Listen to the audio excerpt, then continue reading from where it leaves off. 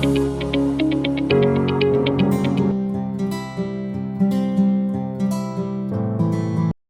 वालेकुम।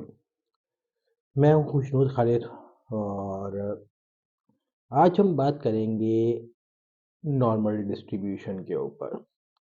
Normal distribution होता क्या है, इसका बेसिक कॉन्सेप्ट क्या है, इसको समझने की कोशिश करेंगे। मैं नॉर्मल प्रोबेबिलिटी डिस्ट्रीब्यूशन की बात नहीं कर रहा हूँ जो कि हम स्टैट्स में पढ़ते आए हैं। मैं ये बात करना चाह रहा हूँ कि बेसिकली नॉर्मल डिस्ट्रीब्यूटेड डेटा क्या होता है। क्यों स्टैटिस्टिशियन हमारे पीछे पड़े रहते हैं कि नॉर्मलिटी टेस्ट लगाओ, नॉर्मलिटी डेटा की चेक करो, डेटा नॉर्मल होना चाहिए, अदरवाइज हम इसको जनरलाइज नहीं कर सकते। तो क्या चीज़ क्या है ये जो बेल कर्व हम बनाते हैं, क्या कॉन्सेप्ट है इसका। तो थोड़ा सा ज़रा इसको समझने की कोशिश करेंगे कि what is the basic concept of the normal distribution. असल में ये कॉन्सेप्ट समझना इसलिए ज़रूरी है, हम एसपीएसएस का कोर्स पढ़ रहे हैं। अगर मैं अभी सॉफ्टवेयर खोलूँ और आपको नॉर्मलिटी का टेस्ट परफॉर्म करके दे दूँ, तो पहले तो ये समझ में नहीं आएगा कि हमने किया क्यों, ज़रूरत क्या थी करने की। कोई भी टेस्ट स्टैटिस्टिकली जब भी परफॉर्म किया जाएगा उसकी रीजनिंग पहले लिखनी भी पड़ेगी ना, कि हमने किया क्यों, ज़रूरत क्यों थी इसकी। हर जगह करते भी नहीं है, ठीक है जी। तो अब यहाँ पर पहले इस कॉन्सेप्ट को समझेंगे कि नॉर्मलिटी क्या है और ये टेस्ट लगाना क्यों ज़रूरी होता है, और स्क्यूड डेटा क्या होता है, आउटलायर्स क्या होते हैं, इसको आज हम थोड़ा सा डिस्कस करेंगे। चलिए आइए लेक्चर का आगाज़ करते हैं और नॉर्मल डिस्ट्रीब्यूशन को समझते हैं। आज हम टेस्ट तो परफॉर्म नहीं करेंगे, टेस्ट मैं अगली वीडियो में परफॉर्म करना सिखाऊंगा, आपको डेटा भी प्रोवाइड करूंगा। लेकिन टेस्ट को परफॉर्म करने से पहले जिस टेस्ट को पढ़ने जा रहे हैं उसका बैकग्राउंड पता होना चाहिए कि वो टेस्ट की नेचर क्या है और आखिरकार उसको हम टेस्ट कर क्यों रहे हैं, ठीक है जी। तो चलिए आइए लेक्चर का हम आगाज़ करते हैं और ज़रा नॉर्मल डिस्ट्रीब्यूशन को पढ़ते हैं कि नॉर्मल डिस्ट्रीब्यूशन क्या है। तो व्हाट इज़ नॉर्मल डिस्ट्रीब्यूशन। तो नॉर्मल डिस्ट्रीब्यूशन जो है is the describe the way in which the data data are spread, ठीक है जी। तो यहाँ पे जो डेफिनेशन हमारे पास लिखी हुई है वो ये है कि normal distribution describe the way in which the data are spread. Normal distribution describe करता है कि डेटा के डिस्ट्रीब्यूशन किस तरीके से है, किस तरीके से डेटा फैला हुआ है। पहले ये देखें, पहले एक बात को ज़रा समझने की ज़रूरत है। जब भी हम स्टैटिस्टिकली किसी नतीजे पे पहुंचते हैं ना, तो हमारे पास जो बेस होती है वो डेटा होता है। अगर हम बात करें किसी बैट्समैन की कि वो अच्छा है या बुरा है, तो उसके बिहाइंड डेटा होगा, उसकी एवरेज देखी जाएगी, स्ट्राइक रेट देखा जाएगा, बेस्ट स्कोर देखा जाएगा। तो बात किसकी बेस पे हो रही है जी, डेटा की बेस पे। कंपनी के फाइनेंशियल परफॉर्मेंस को अगर रिव्यू करने की कोशिश की जाए तो वहाँ पे भी डेटा हमें मौजूद डेटा चाहिए। उसके फाइनेंशियल केपीआईज को देखेंगे, अदर फैक्टर्स को देखेंगे, ग्रॉस प्रॉफिट वगैरह जितनी भी आपकी स्टॉक प्राइस वगैरह को देखेंगे। तो ये सारी चीज़ें कहाँ से आ रही हैं जी, ये सारी चीज़ें आ रही हैं डेटा से। तो स्टैटिस्टिकली हम जब भी किसी नतीजे पे पहुंचते हैं तो उसकी बेस क्या होती है, डेटा। हमारे तमाम डिसीजंस और हमारे तमाम कंक्लूजन्स बेस कर रहे होते हैं कलेक्टेड डेटा के ऊपर। अब फिर स्टैटिस्टिशियन ये कहते हैं कि अगर आपकी बेस डेटा है तो डेटा की रिलायबिलिटी, वैलिडिटी, वो बड़ा क्वेश्चन मार्क है। क्या ये डेटा सही था, क्या स्टैटिस्टिकली ये डेटा सही था, ठीक है। तो इसलिए डेटा को टेस्ट करने के लिए हम कुछ टेस्ट को परफॉर्म करते हैं, जिसमें हमारे पास रिलायबिलिटी टेस्ट आ जाते हैं, वैलिडिटी टेस्ट आ जाते हैं, और एक नॉर्मल डिस्ट्रीब्यूशन का टेस्ट भी आता है। व्हाट इज नॉर्मल डिस्ट्रीब्यूशन अभी बताता हूँ, डिस्कस करता हूँ आगे चल के। लेकिन नॉर्मल डिस्ट्रीब्यूशन का टेस्ट लगाना ज़रूरी होता है इवन अगर आप कोई नॉन पैरामेट्रिक टेस्ट परफॉर्म नहीं कर रहे। तो तमाम पैरामेट्रिक टेस्ट के अंदर जित हमारी एजम्पशन ये होती है कि जो भी हम टेस्ट परफॉर्म करने के लिए डेटा ले रहे हैं, डेटा जो है वो नॉर्मल डिस्ट्रीब्यूटेड है। रेग्रेशंस, वेलेस method, normal distributed data. Mean जब हम निकाल रहे होते हैं, नॉर्मल डिस्ट्रीब्यूटेड डेटा की एजम्पशन होती है ठीक है जी। तो बहुत सारे जितने भी हम टेस्ट परफॉर्म करते हैं, हाइपोथेसिस टेस्टिंग, जेड टेस्ट की टेस्ट लगा रहे होते हैं हम स्टैटिस्टिक्स के अंदर, एस्टिमेशन कर रहे होते हैं, एजम्पशन में लिखा होता है the data is normal distributed. ठीक है जी, लिखा हुआ तो होता है लेकिन कभी हमने समझने की कोशिश की कि ये है क्या चीज़। चलो आइए समझते हैं इसको एक एग्जाम्पल के through. Imagine that we collect some information about the age of 30 people aged between 18 and 50। Imagine करें कि 30 लोगों का डेटा कलेक्ट किया गया, 30 पीपल का, जिनकी एज 18 से 50 साल के दरमियान थी। जो रेंज दी गई है 18 से 50 की दी गई है, यानी कि 18 बहुत लो और 50 बहुत हाई। तो 18 साल का जो उम्र का होगा वो बहुत छोटा होगा और 50 साल के एक्सट्रीम लेवल का बड़ा होगा। अब इनमें से कुछ लोग छोटे भी होंगे, कुछ लोग बड़े भी होंगे, कुछ लोग दरमियान के होंगे। ठीक है जी। अगर एक बंदे के बारे में बोला जाए यार ये छोटा है, तो उसका मतलब है उसकी एज 20 से नीचे 18, 20, 22 तक रेंज कर रही होगी। किसी बंदे के बारे में कहा जाए कि यार ये बड़ा है, तो उसकी जो एज होगी 47, 48, 50, 49 ऐसे लाया कर रही होगी। एक बंदे के बारे में कोई जनरल हमारे पास अजम्पशन हो कि ना तो ये बड़ा है ना ये छोटा है, एवरेज एज है जी इसकी 30, 35, इस एज के दरमियान के अंदर वो लाया कर रहा होगा। ठीक है जी। अब ज़रा कॉन्सेप्ट को समझने की ज़रूरत है कि बहुत ज़्यादा छोटी एज के लोग भी कम होंगे, बहुत ज़्यादा एज के लोग भी कम होंगे, एक दरमियान की एज के लोग ज़्यादा होंगे। बात समझ आ रही है? बहुत ज़्यादा छोटी एज के लोग कम होंगे, बहुत ज़्यादा बड़ी एज के लोग भी कम होंगे। जो एक नॉर्मल एज है ऐसे लोग ज़्यादा होते हैं। अगर हाइट का डेटा डेटा लिया जाए, हाइट हाइट की बात की जाए, बंदे की जो लंबाई होती है, एक विजिट करते हैं जी बाहर, एक बंदे के बारे में कहा जाता है यार इसकी हाइट बहुत कम है, छोटा है बहुत। एक बंदे के बारे में कहा जाता है कि यार ये तो बहुत ही लंबा है, यानी कि आपके जहन में एक एवरेज एज मौजूद है बंदे की। अगर ऐसा बंदा आपके सामने आए, तो ना तो आप उसको छोटा कहते हैं, ना उसको आप बड़ा कहते हैं, तो कहते हैं भाई ये ठीक है। तो ठीक का मतलब नॉर्मल है। ठीक है जी। अब क्या करें, ये जो जो 18 से 50 साल के लोग का डेटा हमारे पास आ गया ना, 30 लोगों का, इसको ग्राफ पे प्लॉट करते हैं। ग्राफ पे प्लॉट कुछ इस तरीके से हम करेंगे कि एक्स एक्सिस पे एजिस की रेंजेस को रखेंगे और वाई एक्सिस पे फ्रीक्वेंसीज को रखेंगे। देखते हैं क्या होता है। अच्छा जी, ये कुछ ग्राफ बन गया हमारे पास। यहाँ पे एजिस हैं और यहाँ पे फ्रीक्वेंसीज हैं। ठीक है जी। तो बहुत कम एज के लोग की फ्रीक्वेंसीज कम थी, बहुत ज़्यादा एजिस के लोगों की फ्रीक्वेंसी भी कम थी, एवरेज एज के लोगों की फ्रीक्वेंसी ज़्यादा थी। जब इस पर बार ग्राफ को हमने एक लाइन से कनेक्ट करने की कोशिश की, तो एक लाइन हमारे पास प्लॉट हुई और ये जो लाइन है ये कुछ बेल बेल की शेप की है, यानी कि बेल कर्व, यानी कि घंटी होती है ना, उस शेप की है। तो ऐसी शेप को हम बेल कर्व कहते हैं। और अगर बेल कर्व बन रहा है, एग्जैक्टली बेल कर्व बन रहा है आपके डेटा के अंदर, ऐसे डेटा को हम नॉर्मल डिस्ट्रीब्यूटेड डेटा कहते हैं। ठीक है जी। तो अगर बात को समझा जाए तो यहाँ पे सेंटर में तो मीन है। मीन के लेफ्ट हैंड साइड भी कुछ वैल्यूज हैं, राइट हैंड साइड भी वैल्यूज हैं। लेफ्ट हैंड साइड पे भी डेटा और जो राइट हैंड साइड पे डेटा वो इक्वल डिस्ट्रीब्यूटेड है, यानी कि डेटा सेंटर पे मीन है और से मीन के लेफ्ट हैंड साइड पे और राइट हैंड साइड पे डेटा इक्वल डिस्ट्रीब्यूटेड है। ऐसे डेटा सेट को स्टैटिस्टिक्स की लैंग्वेज में नॉर्मल डिस्ट्रीब्यूटेड डेटा कहते हैं। ठीक है जी, बात हमको समझ में आ रही होगी कि क्या होता है नॉर्मल डिस्ट्रीब्यूशन। ठीक है जी। तो अगर मजीद इसकी एलिब्रेशन करें, एग्जाम्पल के साथ भी समझते हैं, थोड़ा सा आगे चलते हैं। What does normal distribution look like? For data to be normal distributed, we expect them to be evenly distributed either side of the mean। जैसे कि अभी मैंने पिछली स्लाइड पे बताया आपको कि अगर डेटा नॉर्मल डिस्ट्रीब्यूटेड है तो हम एक्सपेक्ट करेंगे कि मीन के across, both across left hand and right side पे डेटा इक्वल डिस्ट्रीब्यूटेड होगा और जो उसकी डिस्ट्रीब्यूशन बन रही होगी वो एक नॉर्मल शेप की होनी चाहिए, यानी कि बहुत ज़्यादा उसकी हाइट भी नहीं होनी चाहिए, यानी कि ये जो हाइट है ना डेटा की ये भी बहुत ज़्यादा भी नहीं होनी चाहिए और बहुत ज़्यादा इसको फ्लैट भी नहीं होना चाहिए। यानी कि ये जो हाइट कहाँ तक जा रहा है, ये जो कर्व है कितना ऊपर तक जा रहा है, इसको बहुत ज़्यादा ऊपर तक भी नहीं जाना चाहिए और बहुत ज़्यादा नीचे भी नहीं जाना चाहिए। ठीक है ना। और ऐसे डेटा को हम नॉर्मल डिस्ट्रीब्यूटेड कहते हैं।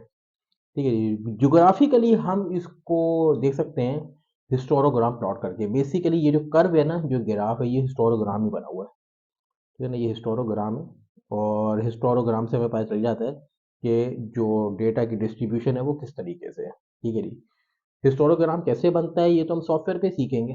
डेटा आपको मैं प्रोवाइड करूंगा, बनाना भी सिखाऊंगा। इसके अलावा और भी नॉर्मलिटी आपको टेस्ट करना सिखाऊंगा। अगर डेटा नॉर्मल डिस्ट्रीब्यूटेड नहीं है तो फिर हमने क्या करना है ये भी बताऊंगा। ठीक है जी। तो ये तो हम अभी आगे चल के डिस्कस करेंगे। अब जरा बात को पहले समझते हैं। Nets and bolts, basic units of the measurement, mean median mode. बचपन से पढ़ते आ रहे हैं जी, मीन मीडियन मोड। बचपन से यहाँ से कोई 6-7 क्लास के अंदर पढ़ा होगा। इतना पुराना पढ़ा हुआ कॉन्सेप्ट है इसलिए भूल गए होंगे, दोबारा बता देता हूँ। मीन का मतलब होता है कि अगर आपके पास 5 वैल्यूज है, 5, तो पांचों के 5 को ऐड करें और 5 से डिवाइड कर दें तो आपके पास जो वैल्यू आएगी वो उसका मीन होगा। ठीक है ना। मीडियन का मतलब है कि अगर 5 वैल्यूज हैं, पांचों को असेंडिंग ऑर्डर में अरेंज करने के बाद जो सबसे मिड पॉइंट होगा, मिड वैल्यू होगी, वो आपका मीडियन होगा। ठीक है जी। जो सेंटर वैल्यू, मिड वैल्यू, दो वैल्यूज इस तरफ, दो वैल्यूज इस तरफ, ये जो हमारी बीच की उंगली होती है ना, बीच की उंगली, इसको हम मीडियन कह रहे होते हैं। जो बीच की उंगली, सेंटर वैल्यू, हम इसको मीडियन। ठीक है। लेकिन डेटा को असेंडिंग ऑर्डर में अरेंज होना चाहिए। असेंडिंग ऑर्डर का मतलब ये है कि पहले छोटी वैल्यू, फिर उससे बड़ी, फिर उससे बड़ी, फिर उससे बड़ी, फिर उससे बड़ी। इसके बाद अरेंज करने के बाद देखें कि सेंटर में वैल्यू कौन सी आ रही है, वो सेंटर वैल्यू उसका मीडियन कहलाता है। ठीक है नहीं। मीडियन का फॉर्मूला होता है n+1 divide by tooth observation. अगर 5 ऑब्जर्वेशन है तो 5+1 हो गया 6 डिवाइड बाई 2, तीसरी। तो आंसर आ गया 3। तो आपके डेटा के अंदर तीसरी जो वैल्यू होगी वो आपकी मीडियन होगा। अगर हाथ में 5 उंगलियां हैं तो इसके अंदर बीच की उंगली कौन सी होती है हमारे तीसरे नंबर पे, यहाँ से काउंट करें 1 2 3। ठीक है नहीं। तो ये हमारी मिड फिंगर, ये मीडियन है। ठीक है नहीं। n+1 divide by tooth observation. ठीक है नहीं। अगर हमारे पास 7 वैल्यूज हैं तो 7+1 हो गया 8, 8 डिवाइडेड बाय 2, 4, यानी कि चौथी जो वैल्यू होगी वो हमारे पास मीडियन होती है। अगर हमारे पास डेटा हो इवन डिस्ट्रीब्यूशन में, यानी कि 6 वैल्यूज हों, 8 वैल्यूज हों, ऐसे सूरत हाल का जो मीडियन होता है वो कैलकुलेट होता नहीं है स्टैटिस्टिकली।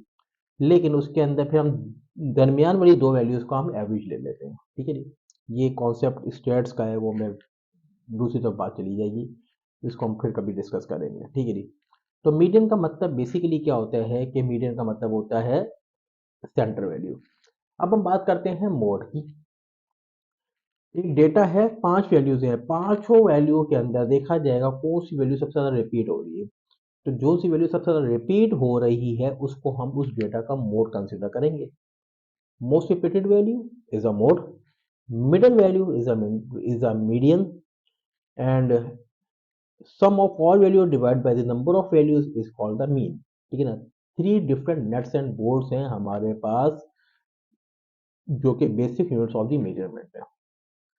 अब बात करते हैं जरा प्रैक्टिकल एग्जाम्पल की। अब जो हमारे पास एक डेटा है कुछ एजेस का, ठीक है जी। तो ये एजेस का डेटा है। अब इसकी प्रॉपर्टी ये है कि इस डेटा का जब हमने मीन निकाला और मीडियन निकाला और मोड निकाला, तीनों का आंसर 35 आ रहा है। यानी कि अगर इन तमाम वैल्यूज को सम करके नंबर ऑफ वैल्यू से डिवाइड किया जाए तो आंसर 35 आएगा। इस डेटा सेट के सेंटर वाली वैल्यू भी 35 है जी, और इस डेटा में सबसे ज़्यादा रिपीट होने वाली भी 35 है। तो तीनों का जो मीन मीडियन मोड तीनों क्या आ रहे हैं, 35, यानी कि तीनों बराबर आ रहे हैं। ऐसे डेटा को नॉर्मल डिस्ट्रीब्यूटेड डेटा कहा जाता है जिसके अंदर मीन मीडियन मोड बराबर आता है। Example data for the normal distribution, ये नॉर्मल डिस्ट्रीब्यूटेड डेटा है। अगर इस डेटा को ग्राफ पे प्लॉट करते हैं तो डिस्ट्रीब्यूशन बनती है, एक नॉर्मल कर्व बनता है। तो सेंटर में तो मीन मीडियन मोड आ गया, यानी कि मीन मीडियन मोड और तीनों एक ही हैं तो तीनों एक ही जगह पर आ जाएंगे। तो यहाँ पे वैल्यू 35 आएगी। अब हाफ डिस्ट्रीब्यूशन इस तरफ है लेफ्ट हैंड साइड पे, और half distribution right hand side पर है। तो इसका मतलब ये हो गया कि जो डिस्ट्रीब्यूशन है ये लेफ्ट साइड और राइट हैंड साइड पे इक्वली डिस्ट्रीब्यूटेड है, ऐसे डेटा सेट को हम नॉर्मल डिस्ट्रीब्यूशन कहते हैं। ठीक है जी, तो ये सेंटर पे मीन है, मीन के लेफ्ट हैंड साइड पे और राइट हैंड साइड पे जब डेटा इक्वल डिस्ट्रीब्यूटेड है तो ऐसे डेटा सेट को हम नॉर्मल डिस्ट्रीब्यूटेड डेटा कहते हैं। और नॉर्मल डिस्ट्रीब्यूटेड ऐसा नजर आता है जैसा अभी आपको स्क्रीन पे नजर आ रहा है, ऐसी ही शेप बननी चाहिए। ठीक है जी, इसको बहुत ज़्यादा पीक भी नहीं होना चाहिए, बहुत ज़्यादा फ्लैट भी नहीं होना चाहिए, और सेंटर पे मीन होना चाहिए, मीन के अक्रॉस इक्वल डिस्ट्रीब्यूशन होनी चाहिए। ऐसे डेटा को हम नॉर्मल डिस्ट्रीब्यूटेड डेटा कहते हैं। ठीक है जी, अगर डेटा नॉर्मल डिस्ट्रीब्यूटेड नहीं होता तो या तो स्क्यूड होगा या कर्टोसिस का मसला होगा। पहले बात करते हैं स्क्यूड की। स्क्यूड डेटा क्या होता है? अगर डेटा स्क्यूड है तो दो सिचुएशन हो सकती हैं, पॉजिटिवली स्क्यूड होगा या नेगेटिवली स्क्यूड होगा। एज्यूम करते हैं एक डेटा सेट है मेरे पास, उसके अंदर नॉर्मल वैल्यूज आ रही हैं 40, 50, 55, 40, यानी कि 50 से 40 के दरमियान में वैल्यूज आ रही हैं ज़्यादातर। अचानक से एक वैल्यू 3000 की आ जाती है, 3000 की एक्सट्रीम वैल्यू हायर एंड पे। ठीक है जी, तो अब मीन डिस्टर्ब हो जाएगा, मीन अब 40 45 नहीं रहेगा, ये कुछ 300 से 400 के दरमियान में चला जाएगा। अब जो मीन है वो डिस्टर्ब हो गया है एक 3000 की वैल्यू की वजह से। तो जो 3000 की जो एक्सट्रीम वैल्यू है that will be considered at the outlier, वो आउटलायर है। ठीक है जी, अगर डेटा में आउटलायर होगा तो डेटा स्क्यूड हो जाएगा और डिस्ट्रीब्यूशन बन जाएगी कुछ इस तरीके से जैसे अभी ये आगे चल के शो करेंगे। अब ये डेटा है, इसके अंदर नॉर्मल वैल्यूज आ रही है 35 से लेकर 28 25 का था, आखिर में आके दो एक्सट्रीम वैल्यूज आ गई हैं 55 एंड 60। ये थोड़ी सी बड़ी वैल्यूज हैं जो कि नॉर्मल वैल्यू से हट कर है। ऐसी सिचुएशन के अंदर मीन आगे चला जाता है, मीडियन पीछे रह जाता है, यानी कि मीन मूव फॉरवर्ड कर जाएगा, आगे मूव ऑन कर जाएगा, मीडियन पीछे रह जाएगा, मोड पीछे रह जाएगा। और डिस्ट्रीब्यूशन बनेगी जी कुछ इस तरीके से, मीन जो है आगे चला गया, मीडियन और मोड पीछे रह गया, और डेटा राइट हैंड साइड पे स्क्यूड हो गया। तो ऐसे डेटा सेट को हम पॉजिटिव स्क्यूड डेटा कहते हैं, जिसके अंदर हायर एंड के अंदर एक्सट्रीम वैल्यूज आ रही हैं। ठीक है जी, तो ऐसे डेटा को हम क्या कहते हैं? Positively skewed data. इसका ऑपोजिट देखते हैं जी, ये नेगेटिव स्क्यूड डेटा है। इसके अंदर जो नॉर्मल वैल्यूज हैं उससे हट के बहुत ज़्यादा लोअर वैल्यू आ रही है, जो कि 9 और 10 है। ठीक है नहीं, यानी कि लो एक्सट्रीम वैल्यूज आ रही हैं, पहले हाई एक्सट्रीम वैल्यूज आ रही थी और लो एक्सट्रीम वैल्यूज आ रही है।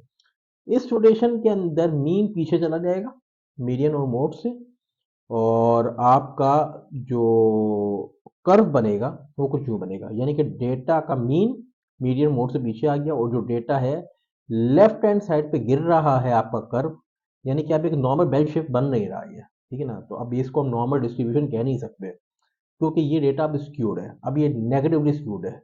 ये वाला जो डेटा था ये पॉजिटिव स्क्यूड था, और जो ये डेटा है ये नेगेटिव स्क्यूड है। ठीक है जी, उम्मीद है आपको बात समझ में आ रही होगी। ठीक है जी, अगर स्क्यूड नहीं है डेटा तो फिर एक मसला आता है हमारे पास कर्टोसिस का। कर्टोसिस कहते हैं पीकनेस ऑफ द डेटा को। ये डेटा का जो कर्व है, जो बेल शेप बन रही है, उस बेल की हाइट कितनी है। ठीक है जी, तो इसको हम पीकनेस कहते हैं। कुछ डेफिनेशंस हैं, उसको पहले स्टडी कर लेते हैं। नॉर्मल डिस्ट्रीब्यूटेड क्या होता है? वो डेटा जो कि मीन के अक्रॉस इक्वल डिस्ट्रीब्यूटेड होता है, हमने फिगर में देख लिया। ठीक है जी, जस्ट लाइक ये दोबारा दिखा देता हूँ आपको कि ये जो फिगर थी ये हमारे पास नॉर्मल डिस्ट्रीब्यूटेड की फिगर है। ठीक है जी, अगर बात करते हैं जी पॉइंट स्क्यू डेटा की, तो इसके अंदर हायर एंड के ऊपर हमारे पास एक्सट्रीम वैल्यूज आती हैं, जो कि हमारे पास एक ये कर्व था, ये पॉइंट स्क्यू डेटा था। ठीक है जी, अगर नेगेटिव स्क्यूड की बात की जाए तो नेगेटिव स्क्यूड जो है ये था। Negative skewed kurtosis, kurtosis define करता है वीकनेस ऑफ द डेटा। देखिए जब स्क्यूनेस की बात हो रही थी ना, तो दो सिचुएशन हो सकती हैं, या तो डेटा पॉजिटिव स्क्यूड होगा या नेगेटिव स्क्यूड होगा। लेकिन जब कर्टोसिस की बात हो रही है तो तीन सिचुएशन हो सकती हैं, मेसोकार्डिक, लेप्टोकार्डिक, प्लेटिकार्डिक। मेसोकार्डिक है तो आइडियल सिचुएशन है, यानी कि नॉर्मल डिस्ट्रीब्यूटेड डेटा मेसोकार्डिक होता है। बात को समझ ले ज़रा। मेसोकार्डिक है तो आइडियल सिचुएशन है, नॉर्मल डिस्ट्रीब्यूटेड डेटा मेसोकार्डिक होता है। अगर डेटा एक नॉर्मल से हाइट पे चला गया है तो ऐसे डेटा को हम कहेंगे लेप्टोकार्डिक। और अगर नॉर्मल से नीचे आ गया, बिल्कुल फ्लैट हो गई है तकरीबन डिस्ट्रीब्यूशन, तो ऐसे को हम कहते हैं प्लेटिकार्डिक। मेसोकार्डिक तो आपको मैं दिखा चुका हूँ, नॉर्मल अगर एक अच्छा सा कर्व है हमारे पास जो कि बहुत ज़्यादा ना हाइट पे है बहुत ज़्यादा फ्लैट है, तो उसको मेसोकार्डिक कहते हैं। प्लेटोकार्डिक क्या होता है इसको हम जरा देख लेते हैं। ठीक है जी, तो ये हमारे पास आ गया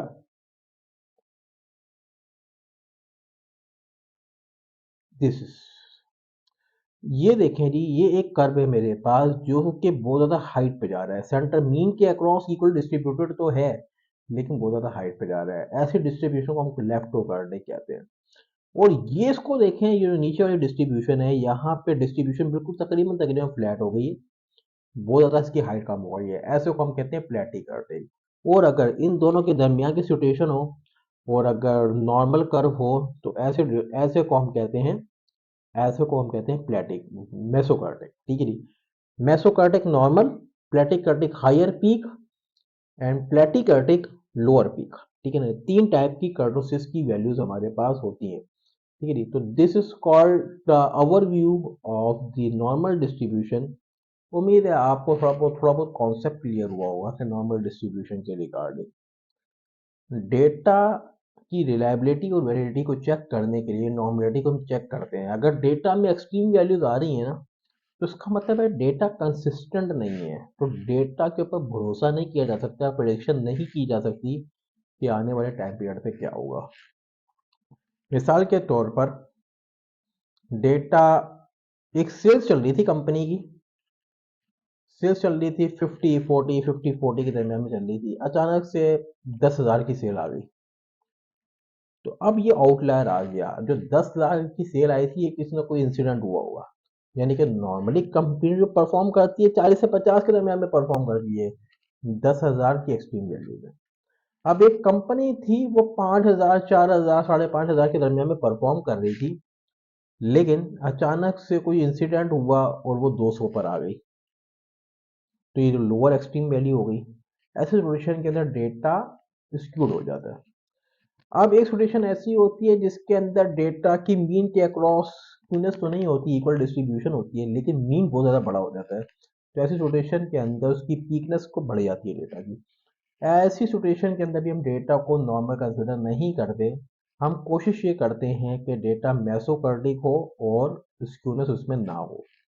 ठीक है जी, तो ऐसा डेटा हमारे लिए आइडियल होता है। ठीक है जी, स्टैटिस्टिक्स के अंदर जितने भी हम टेस्ट परफॉर्म करते हैं ना, जहाँ पे हमें नॉर्मलिटी को टेस्ट करने की ज़रूरत होती है, ऐसे तमाम टेस्ट को हम पैरामेट्रिक टेस्ट कहते हैं।